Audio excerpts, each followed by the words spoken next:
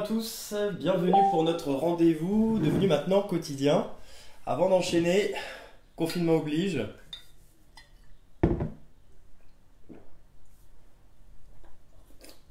À la vôtre.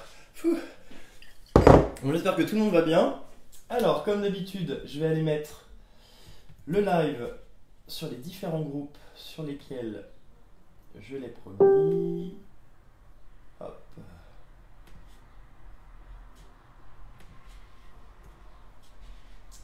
En tout cas, vous avez été nombreux aussi à faire des chouquettes, à tester les brioches, les gnocchis. Ça me fait super plaisir, encore une fois, de voir que je vous donne un peu d'inspiration. Tac.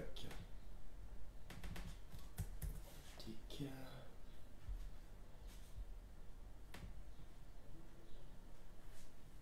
Donc, comme d'habitude, Maxime, fidèle au poste, est ici pour lire vos messages et me les transmettre. Salut Sandrine, salut aux parents. Comment est-ce qu'il a fait pour te voir dans la banquette? Dans la crédence. Ah, malin, ceux qui ont l'œil avisé, va falloir. Ah, mais effectivement, on te voit dans la crédence, on te voit assis. Donc, ceux qui n'ont pas encore vu Maxime peuvent de plus en plus pro le set. Alors, ouais, je vous en parlerai après, mais on a fait un nouveau setting par rapport à des retours qu'on a eu. Vous me direz ce que vous en pensez. Salut Vanessa. C'est Emmanuel.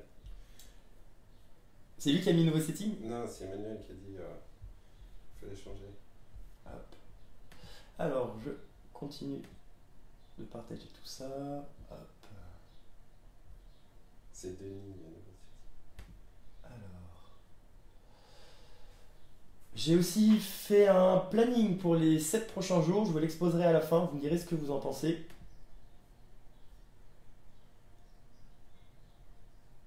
Hop.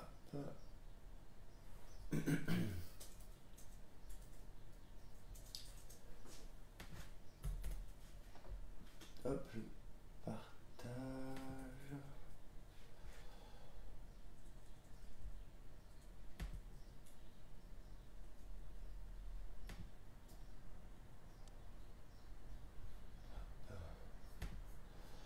Salut à tous. Partagez sur ma page. Hop. Salut Karine. Je lis tes chouquettes, je les ai aperçues hier.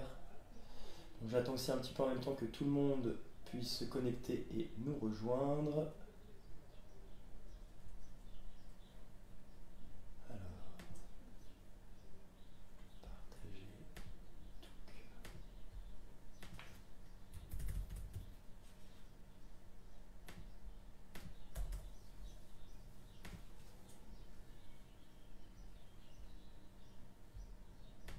Et hop, je suis à vous dans quelques secondes.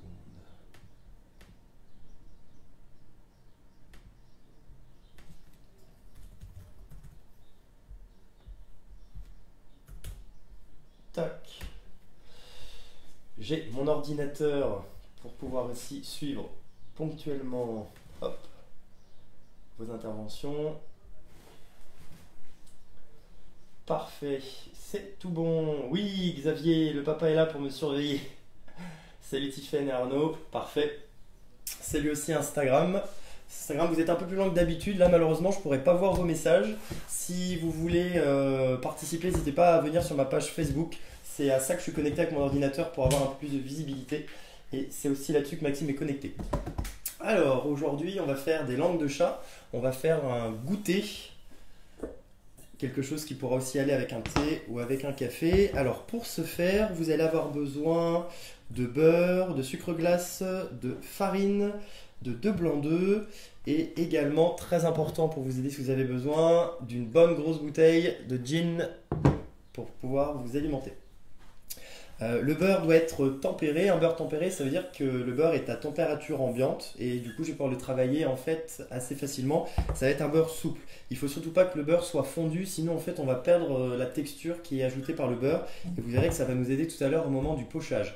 Pour les ustensiles, vous pouvez d'ores et déjà préparer une plaque de cuisson avec un tapis siliconé si vous avez. Sinon vous allez prendre une plaque avec du papier sulfurisé. On en aura besoin tout à l'heure pour pocher. On aura à nouveau besoin d'une poche à douille ainsi que d'une douille. Pour vous aider, la douille doit être de environ 6 mm au niveau de la sortie. Voilà, une douille lisse. Un peu comme pour les macarons que Vanessa a fait tout à l'heure. D'ailleurs, pour tous ceux qui étaient intéressés par les macarons, j'ai une collègue qui a fait un live il y a moins d'une heure. Je pense que je vous le transmettrai, comme ça vous pouvez regarder. C'est Vanessa et son live est top. Voilà. Pour démarrer, vous prenez un cul de poule.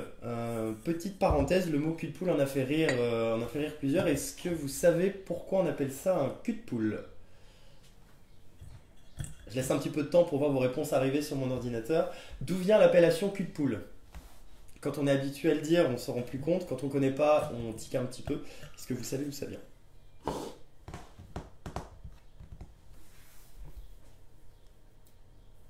Poum, poum, poum. Alors, il y a un petit décalage entre le moment où c'est filmé et le moment où ça apparaît sur mon ordinateur. C'est pour ça. Merci William d'ailleurs de l'avoir porté à mon attention hier. Alors, le cul de poule, en fait, tout simplement, quand les poules ont chaud l'été, on a des propositions? Pour les œufs, lol. Ouais, pas tout à fait. En fait, l'été, quand les poules ont chaud, elles creusent des trous dans le sol, elles se mettent dedans pour chercher un petit peu de fraîcheur, et quand elles se relèvent, du coup, ça fait un trou qui a cette forme-là. Voilà, d'où l'appellation cul de poule, c'est tout simple. Moi, j'utilise aussi un petit support cul de poule pour éviter, quand je mélange, que le saladier ne se balade sur le plan de travail. Donc dedans, j'ai mon beurre, j'ai mes 70 g de beurre tempéré. Je vais utiliser ma cuillère magique. Si vous n'en avez pas, vous pouvez utiliser un fouet. L'intérêt de la cuillère magique, c'est qu'en fait, si on compte sur un fouet classique que j'ai à portée de main, si je m'amuse à compter les arceaux métalliques, je vais en avoir 10-12.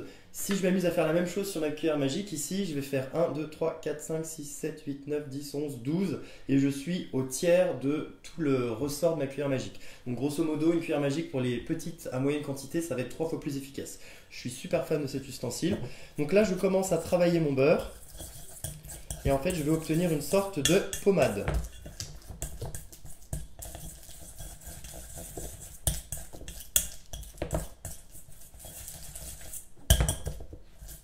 Voilà.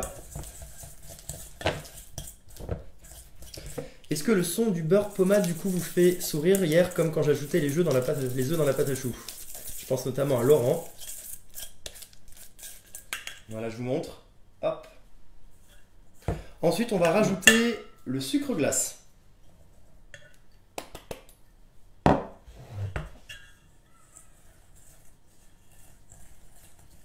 On va homogénéiser tout ça.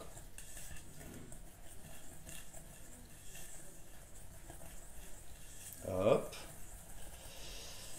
Encore une belle journée où le soleil brille. D'ailleurs, petite parenthèse, pour ceux qui ont vu, j'ai fait des semis de basilic et de persil la semaine dernière. Et la partie basilic commence à pointer le bout de son nez. Je vous mettrai ça en story. Je suis super content. Donc si vous avez du temps à perdre, n'hésitez pas à vous intéresser à des activités dans lesquelles vous ne vous étiez jamais tourné. Bon, ok, c'est compliqué de trouver des graines de basilic si on n'a pas un peu anticipé le truc. En tout cas, si jamais certains voisins en ont, vous pouvez leur demander de vous les déposer devant votre palier de porte. Hop, j'ai mélangé mon beurre avec mon sucre glace. Je viens rajouter un premier blanc d'œuf. Pouc. Qu'est-ce que t'as sous la blouse à demande bizarre? Isabelle. Alors j'ai un petit bas de jogging Primark adapté pour les dimanches, mais comme aujourd'hui les semaines sont faites intégralement de dimanche, c'est pratique, je change mes deux jogging, ça me permet de les utiliser là où avant je les portais peut-être pas aussi souvent. Confortable, ça sert aussi de bas de pyjama, ça sert aussi pour le sport, voilà. Et ce que je porte en dessous pour l'instant je le garde secret. On verra le 1er avril si vous êtes sage. Donc vous mélangez votre appareil. Donc pour l'instant j'ai mon beurre, mon sucre glace, donc 70 g de beurre, 110 g de sucre glace. J'ai rajouté un blanc, j'homogénéise tout ça. Et on va rajouter un deuxième blanc d'œuf. Hop, une petite spatule pour venir récupérer les morceaux de beurre récalcitrants. Alors, j'ai ici toujours ma ligne droite, comme d'habitude. J'ai de quoi mettre mon jaune, de quoi mettre le blanc, de quoi mettre la coquille. Donc c'est ce qu'on appelle clarifier les œufs, un petit mot un peu ronflant. Donc jeudi pardon, avec la brioche, je l'ai fait sur le front. Là, j'en ai un deuxième. Donc je viens appuyer comme ceci, taper. Et le plus faible des deux se brise. Hop, comme d'habitude. Je viens récupérer mon blanc et je mets le jaune. Pardon, je l'avais inversé. Et je récupère en général, j'utilise les jaunes pour faire des œufs brouillés ou des omelettes le soir. Hop, je prends un petit torchon, toujours utile. Toc, je me débarrasse de ça. Je viens rajouter le deuxième blanc,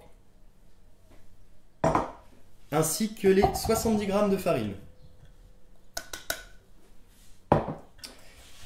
Et c'est le bon moment pour mettre votre four à préchauffer à 160 degrés, chaleur tournante. Alors, peut-on fabriquer soi-même du sucre glace? Oui Xavier, on peut fabriquer soi-même du sucre glace si vous êtes armé d'un robot multifonction. Ici par exemple, j'ai un e-cooking, vous mettez votre sucre à l'intérieur. Vous allez appuyer sur la touche turbo et petite astuce pour ne pas salir votre couvercle, vous utilisez un morceau de film étirable, vous allez en fait recouvrir votre bol, vous mettez le couvercle et ça évite en fait que le sucre glace vienne recouvrir l'intégralité du dessous de votre couvercle. Est-ce qu'il y a d'autres questions Maxime que je... Non, c'est bon, je suis. Hop, 160 chaleur tournante, c'est le moment. Ouais, merci Maxime. Toc. Donc on homogénéise la préparation. Et voilà, vous avez vu, c'est aussi simple que ça. On a mis tous nos ingrédients dedans. Alors du coup, c'est le moment de donner du goût. Qu'est-ce que vous proposez qu'on ajoute pour rajouter du goût? Bon, moi j'ai déjà mon ingrédient, mais qu'est-ce qu'on pourrait mettre d'autre? Allez-y, donnez-moi quelques idées. Hop, moi j'ai un ingrédient fétiche. Ceux qui me connaissent, qui m'ont vu en cours en atelier, vous savez ce que j'aime bien mettre. C'est quelque chose qui se marie très très bien avec le chocolat.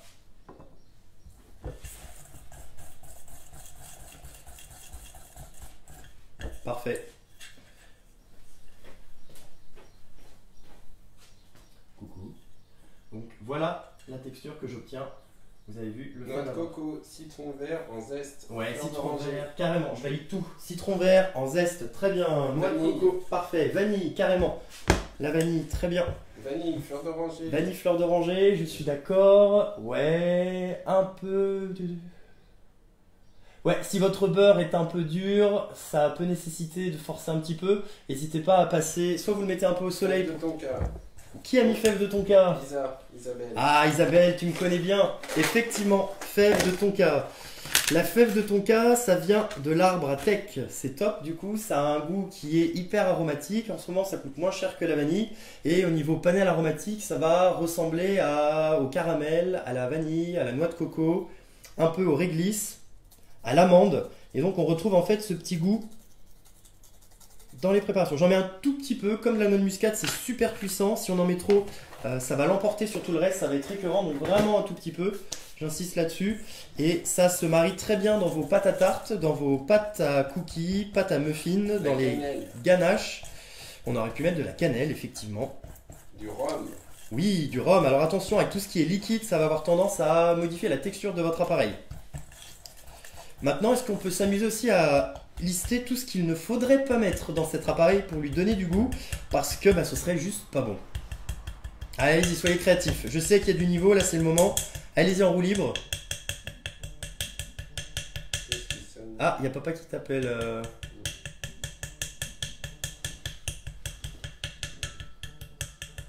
Alors désolé papa, on peut pas répondre parce que du coup on est tous les deux réquisitionnés. Oui. Par contre, tu peux envoyer un message privé à Maxime s'il y a un problème. Si c'est un problème de chant ou un problème de son. Toc.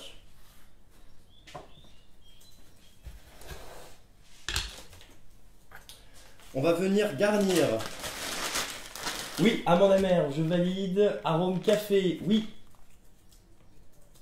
Alors, maman voulait le dire. Ah oui, fève tonka. Et oui, fève tonka, café. Salut Olivier. On va dans les choses à pas mettre dedans, on va dire le curry par exemple, ce serait pas spécialement bon, encore que. Hop, des croquettes pour chat, on évite, même si ça donnerait la texture. Donc comme pour hier, pour les chouquettes, je prends ma poche à douille. Comme hier en fait, vous vous souvenez pour la préparer, je mets la douille dans ma poche. Je viens ici marquer de part et d'autre la poche là où je vais vouloir l'inciser pour avoir en fait un tiers de la douille qui dépasse. Donc ici c'est une douille 6 mm. Une fois que c'est fait, je viens ici et je vais rentrer une partie de la poche dans la douille pour éviter que mon appareil en fait une fois stocké à l'intérieur ne fuit. Je mets ça dans mon support poche à douille. Hop. C'était pour nous faire une farce, on l'appelle. C'était pour faire une farce.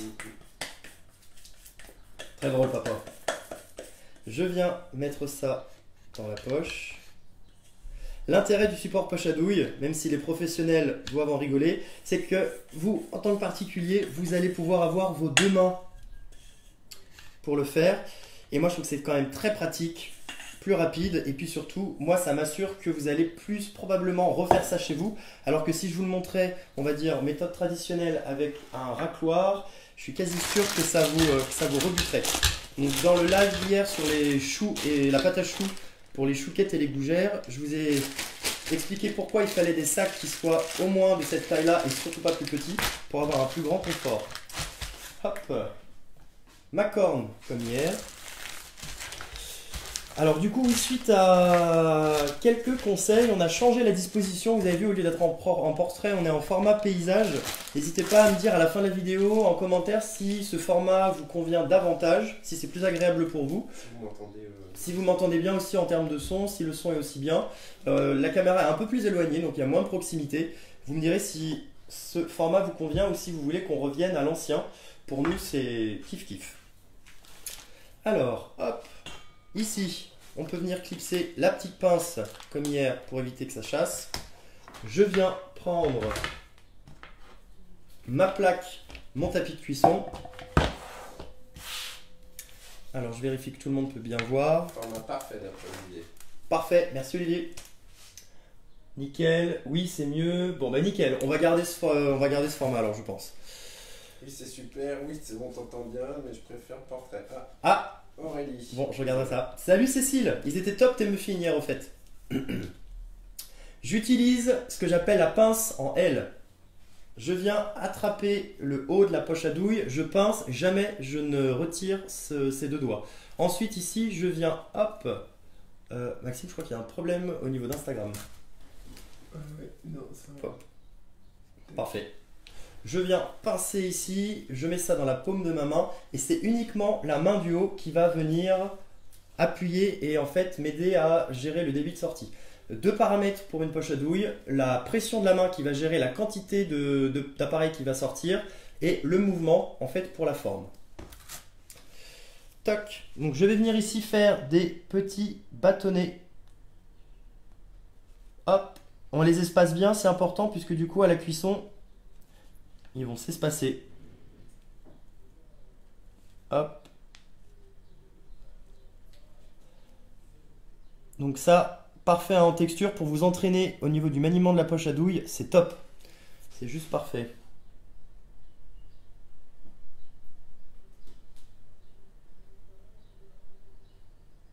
Hop.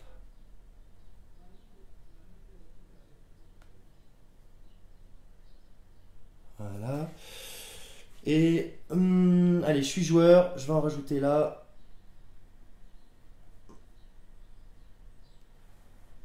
Donc il y a de quoi faire 2-3 plaques, je ferai les autres après le live, enfin en tout cas après cette première fournée. Toc. Et je vais enfourner ces premières languettes à peu près 6 minutes à 160. On veut que ça colore légèrement sur l'extérieur. Toc. 6 minutes pendant lesquelles on va pouvoir rester ensemble. Profitons-en, c'est pas souvent qu'on aura des recettes avec cuisson où du coup la cuisson pourra être faite en temps réel. Voilà. Est-ce que vous avez des questions sur ce qu'on a fait jusqu'à présent ? Eloïsa, la pâte est plutôt, je dirais, entre épaisse et semi-liquide. Vous avez vu, ça a quand même une bonne texture. Mes petits bâtonnets de pâte se tenaient, ça coulait pas. Par contre là, ça va être différent puisqu'au four, j'ai l'action de la chaleur qui va faire fondre tout ça. Ça va s'étaler et ensuite, ça va commencer à caraméliser légèrement. Donc, vous avez vu, ingrédients simples, beurre, sucre glace, farine et et blanc d'œuf. Alors je sais pas vous ce que donnent vos stocks, je suis allé acheter de la farine ce matin, j'ai eu de la chance, ils venaient d'en recevoir Bon, c'était que de la farine bio. Mais effectivement, je constate aussi que trouver de la farine, ça devient un petit peu délicat. Je ne sais pas où vous en êtes, vous tous, un petit peu partout en France. N'hésitez pas à me dire, parce qu'effectivement, si vous avez plus de farine, il faudra quand même que je cible des recettes qui n'en utilisent pas. Sinon, c'est dommage. Oui, le four était préchauffé, Sandrine. Je l'avais mis à préchauffer avant de démarrer le live pour être sûr de ne pas me retrouver à vouloir enfourner avec un four froid. C'est se passer ou c'est allé? Yannick, quelle est ta question? Il faut les espacer parce qu'après ils vont s'étaler. Si ça y répond. Alors Isabelle, tu rigoles à Maxime, je ne sais pas ce qui vous a fait rire, je regarderai après. En tout cas hier j'ai bien rigolé avec vos échanges. Continuez comme ça me fait bien rire. Pas de farine chez Leclerc ni Lidl depuis 8 jours. Aïe aïe aïe. Aïe aïe aïe Aurélie. Salut Aurélie au passage. Grands frais sont approvisionner tous les jours en farine et en œuf. C'est Xavier. Ok, donc c'est bon à savoir, si vous avez besoin de farine, a priori, allez chez Grand Frais. À Lyon, on a quelques Grands Frais. Moi, j'en ai trouvé à Casino. Je suis allé à Naturalia, il n'y en avait pas. Et après, j'ai un petit peu arrêté ma chasse au trésor. La farine manque effectivement. Ouais. J'ai un petit planning de recettes, je vous l'expliquerai juste après. Et vous me direz ce que vous en pensez. Et puis après, on pourra s'amuser à varier aussi des recettes. Donc, on va faire fondre un petit peu de chocolat. J'ai mis 60 grammes, 50-60 grammes de chocolat dans un petit bol qui peut passer au micro-ondes. Je vais faire fondre ça au micro-ondes. Toujours par tranche de 30 secondes puisque le chocolat noir va brûler à partir de 50-55 degrés. Donc si vous montez trop en température, votre chocolat va donner l'impression qu'il n'a pas fondu alors qu'en fait c'est simplement qu'il a brûlé et après vous ne pouvez pas le faire recristalliser. Il faut rajouter de la matière grasse dedans pour en faire une ganache. Ça après vous pouvez le manger, hein, surtout ne le jetez pas. Ouais, chocolat noir. Ça marchera aussi avec chocolat blanc ou chocolat au lait. Attention à ces chocolats qui eux sont beaucoup plus sensibles, hein, aux alentours de 45 degrés, ça brûle. Donc quand vous les faites fondre au bain-marie, je vais rajouter encore 30 secondes. Quand vous les faites fondre au bain-marie, on est d'accord que bain-marie c'est casserole avec un fond d'eau et ensuite vous posez votre cul de poule dessus et c'est la vapeur qui vient. C'est la vapeur ensuite qui vient chauffer et lécher le cul de poule et c'est ce qui fait fondre en fait ce que vous avez, en tout cas c'est ce qui fait chauffer l'appareil que vous avez à l'intérieur. Surtout pas de double casserole où la casserole touche l'eau en ébullition. L'eau ça bout à 100 degrés donc si jamais vous ne mélangez pas assez vite, votre appareil va atteindre les 100 degrés. Quand on veut faire des œufs brouillés, les œufs ça commence à coaguler à partir de 82 degrés, donc 20 degrés sous les 100 degrés. Le chocolat noir brûle à 55 degrés, donc 45 degrés en dessous des 100 degrés. Donc vigilance. Hop, là je viens mélanger le chocolat, important de mélanger à chaque fois. Je profite de l'inertie thermique aussi. Si tout n'est pas fondu, c'est pas grave. Selon la quantité, je peux remettre. Allez, je vais remettre 15 secondes. Hop. Est-ce qu'en rythme ça va? Est-ce que du coup c'est bon pour tout le monde? J'ai perdu personne. Là j'ai mes langues de chat qui sont en train de s'étaler au four. Parfait. Là on va du coup première étape ça s'étale et deuxième étape ensuite ça va cuire et ça va se colorer tranquillement.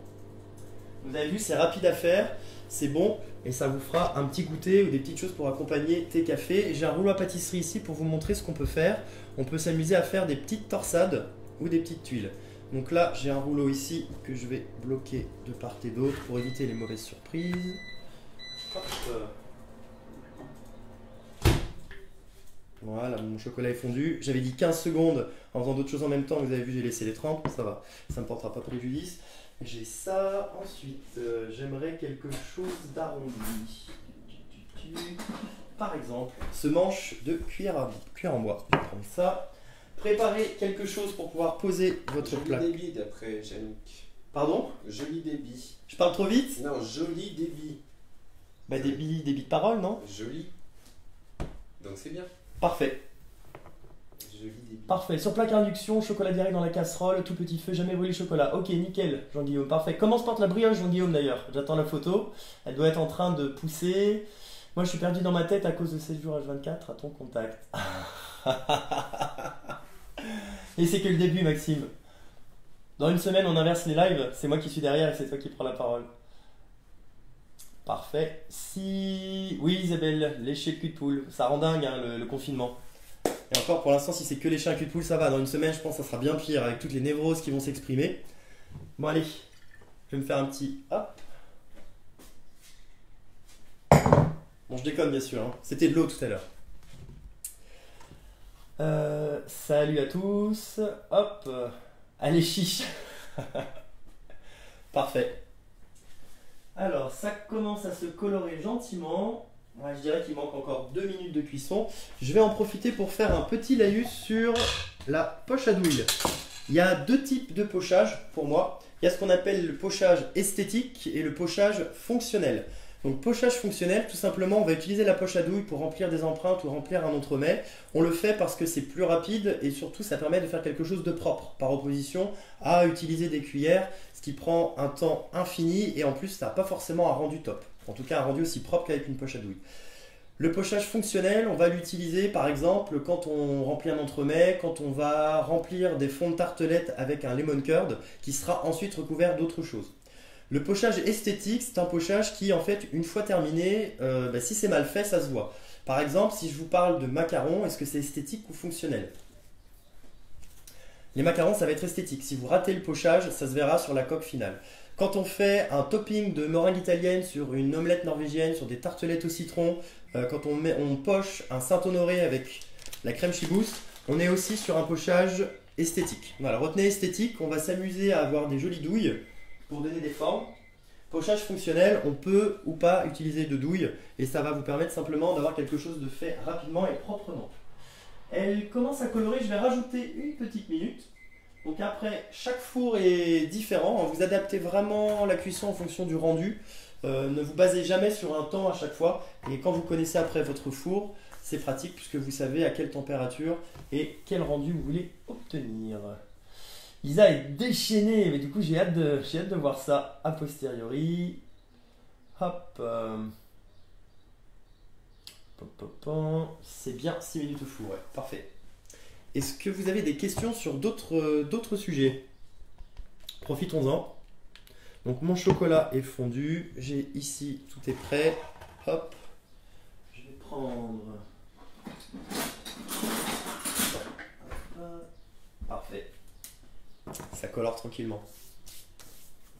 Qu'est-ce que vous allez manger ce soir du coup? Parce que c'est vrai que vous me voyez en live à cuisiner toujours 36 choses qui ne sont pas forcément diététiques, vous me changerez sur le sujet. Après nous, hors caméra, hier j'ai fait un petit live, hier c'était une salade avec endives, mâche, œufs brouillés, carottes, patates. Ce soir je pense qu'on va se faire sensiblement la même chose. Le midi c'est plutôt light, ce midi j'ai mangé un peu ce qui restait d'hier. J'ai tout mis dans mes boîtes sous vide au frigo, donc c'était à nouveau mâche, patates, carottes. Avec un petit peu de sport aussi. Vanessa, la pizza liquide. Ouais, pizza liquide, c'est top. Du coup, la pizza, vous me direz si ça vous intéresse de le faire en live. Après, on a déjà vu la pâte à pain. La pâte à pizza s'en rapproche fortement. Voilà, vous me direz si ça vous intéresse qu'on le fasse ensemble. Salut Brigitte. C'est vrai que l'intérêt de le faire ensemble, c'est qu'on se motive tous les uns les autres. Et après, moi, ça me fait super plaisir de voir toutes vos photos postées sur les photos. Donc, pour ceux qui ne sont pas encore habitués, je fais un live à 15 h tous les jours. Je choisis les thématiques en fonction de ce que vous me proposez et ensuite je poste tout ce qui se passe après le live, par exemple tout ce qui est cuisson ou une fois que c'est terminé, je le poste sur mon profil Facebook et ensuite vous pouvez vous poster en photo vos réalisations juste en dessous. Hop. Je vais rajouter 30 petites secondes. Parfait. Alors... Waterzooi de poulet. Vanessa va faire son live à 18 h pour, j'imagine, le garnissage de ses macarons. J'ai aussi un collègue Valentin qui fera un live à 16 h sur le levain. Moi, ça m'intéresse, je vais le suivre. Ce que je ferai, c'est que je le partagerai sur ma page et vous pourrez y accéder aussi. Ça fera un petit peu écho à la thématique pain et brioche du début de semaine. Ça sera une variante pour pouvoir faire son levain. Donc, de ce que je sais, il faut être assez patient. Mais ça sera intéressant. Voilà, je partage avec vous. Je partagerai aussi le live de Vanessa sur comment faire les macarons, puisque hier vous étiez plusieurs à être intéressés. Allez hop. Parfait. Regardez, j'ai la petite bandelette à l'extérieur qui est colorée, la petite collerette. Le milieu, lui, est encore un petit peu blanc, c'est normal. Toc. On laisse refroidir un tout petit peu.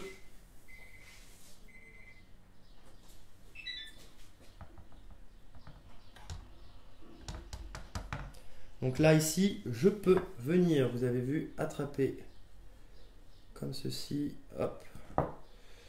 Et là, je viens enrouler ça. Hop, sur le manche, comme ceci. Je peux venir les prendre comme ceci, les mettre sur le rouleau à pâtisserie ou n'importe quel objet qui va avoir une forme intéressante. Hop.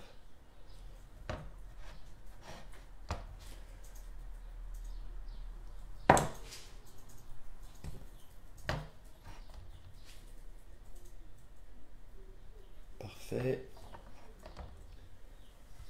Hop. Est-ce que ça vous intéresserait qu'on s'attelle aussi à des plats salés? Je pense par exemple à faire un dalle de lentilles ensemble. Vu qu'on est tous confinés chez soi, moi ça me dirait bien qu'on parte en vacances ensemble, qu'on parte voyager. Donc si des recettes exotiques vous intéressent, moi j'adore ça. Donc les faire ensemble, ça pourrait être chouette. Donc n'hésitez pas à me dire en commentaire si en plus on se motive à tous cuisiner. Ça peut être fun. Hop. Alors, voilà, en voilà une. Alors attention, une fois que je l'ai sorti de la plaque, ça va très vite à figer. Hop. Je vais en prendre une autre. Et voilà. Tac. Et on peut bien sûr en garder des plates. Est-ce que ça va pour tout le monde? Est-ce que ce que vous êtes en train de faire chez vous en temps réel se passe aussi bien qu'ici? Est-ce que des questions émergent? Oui, de l'exotisme. Très bien, les lentilles. Du coup, ça se transforme en tuiles. Ah oui, quelques amandes effilées, Yannick, c'est une très bonne idée. Vous pouvez rajouter des amandes, des pistaches, des noisettes, tout ce qui va rajouter un bon goût. Ça, c'est top.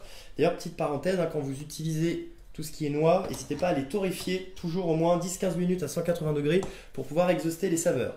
Donc là, je les ai un petit peu inclinées. Les premières, du coup, vont avoir une petite forme de tuiles. Et donc là, mon idée avec le chocolat que j'ai fait fondre initialement, c'est de venir en fait tremper une partie de ces langues de chat dedans. Hop. Donc je prends mon chocolat.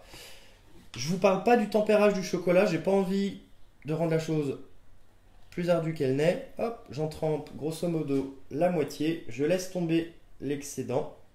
Hop. Et je viens poser ça sur un tapis siliconé. Hop. Et on va laisser ensuite cristalliser. Est-ce que vous voyez où je le pose? Hop. Oui. Je vais plutôt préférentiellement tremper celles qui sont plates. Ça me permet d'avoir un rendu plus net et d'avoir une jolie tranche. Et oh, petite idée que je viens d'avoir, j'ai du gruau de cacao dans mon placard. Je vais aller le chercher et je vais aller en mettre dessus. Hop. Donc après, vous pouvez rajouter des pralines, des petites perles, vous pouvez rajouter vraiment ce que vous voulez. Les amandes effilées. Oui, les amandes effilées. Ah, ben, Yannick. Oui, c'est ça. Yannick, tu as raison. Hop. J'ai mes petites amandes. Alors, elles sont pas torréfiées. Guillaume, il y a Denis qui demande de tremper le biscuit en direct. Alors c'est ce que je viens de faire, j'en ai même trempé 3, Denis. Je suis désolé avec la latence, tu l'as peut-être pas vu. Je te laisserai regarder le replay après pour voir, mais ça a bien été fait.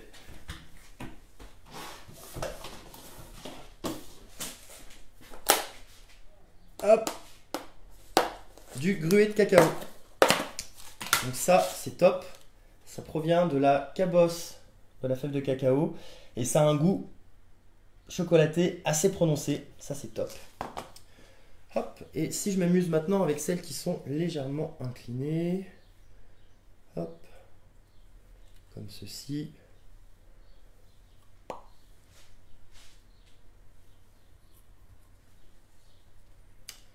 Parfait. Qu'est-ce que j'ai d'autre? J'ai du sésame aussi. Sésame, ça marcherait bien. Des pistaches. Hop. Voilà pour les petites languettes. Le tempérage du chocolat, en fait, c'est ce qui permet d'avoir un chocolat qui va figer, qui va être joli, lisse, brillant, qui ne va pas fondre dans les doigts. Parce qu'en fait, notre chocolat contient, le chocolat noir, ça contient du sucre, du cacao, du beurre de cacao.